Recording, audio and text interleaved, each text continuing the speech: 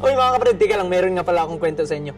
Tungkol po to doon sa widow na nakatira sa City of Nain. Yung balo na nakatira doon sa City of Nain. And the story tells us that she was surrounded with a crowd. Pinapalibutan siya ng maraming tao. Ginabayan siya, sinamahan siya. Why? Because that day, she will going to bury her only son. Ililibing niya yung kaisa-isa niyang anak, kaisa-isa niyang mahal sa buhay, partner, yung hope niya, yung future niya, yung best friend niya, na ngayon being carried in a coffin in the front of her, na ngayon nakahiga sa isang kabaong.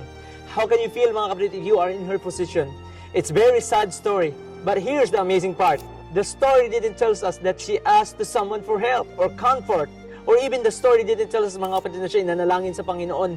But surprisingly, sa hindi inaakala, na may dumating na miracle sa buhay niya. And the story will continue in the book of Luke, chapter 7, verse 13. Well, the woman walking with a crowd, patungo sa libingan, nililibing niya yung anak niya, the Bible tells us that Jesus also is walking with His disciples and with a great crowd, and when Jesus saw her, He had compassion on her. Naawa siya, nahabag siya sa babae, mga kapatid. And Jesus touched the coffin, yung kabaong. And here's the powerful part of the story. Jesus spoke something that changed everything.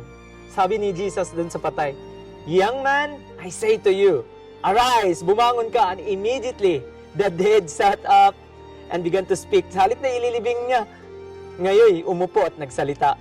Moral of the story, mga kapatid, marahil ikaw yung widow na yan.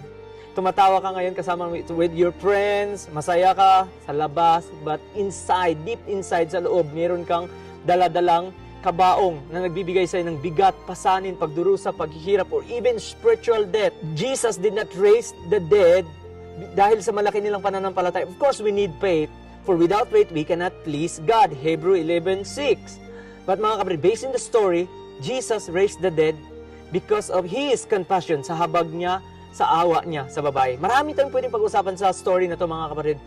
But what I want you to remember is, if Jesus raised the dead with His word and with His voice, the same Jesus is calling you right now, speaking you right now. Not me, bumangon ka.